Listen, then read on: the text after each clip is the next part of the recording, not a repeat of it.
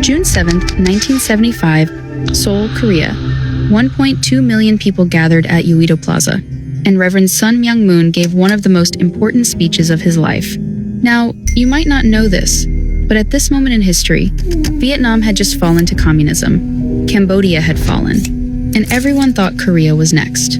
Kim Il-sung in North Korea was threatening invasion. The whole world was watching, and most people, they were terrified.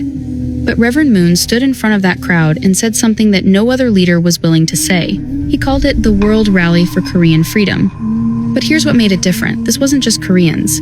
Representatives from 60 countries showed up, different languages, different cultures, all united for one purpose, to defend freedom. And Reverend Moon told them the truth that nobody wanted to hear.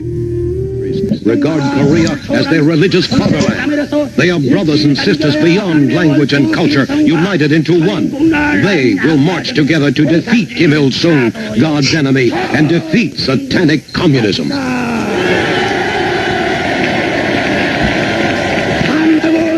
Be strong, be courageous, be totally united, and march on in the name of God. You cannot defeat communism with weapons alone. Think about that. 1975, Cold War. Everyone's building bombs. And he's saying the real battle isn't military, it's spiritual. He said, communism is God's enemy before it's humanity's enemy. Because it doesn't just want to control governments, it wants to control your mind, your soul, your belief in anything beyond the material world. And he was right.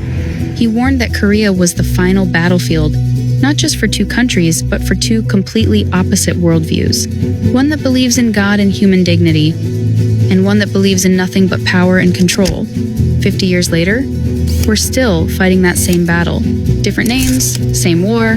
The media won't tell you this story. They won't tell you that Reverend Moon was warning the world about threats that we're still facing today. But we remember.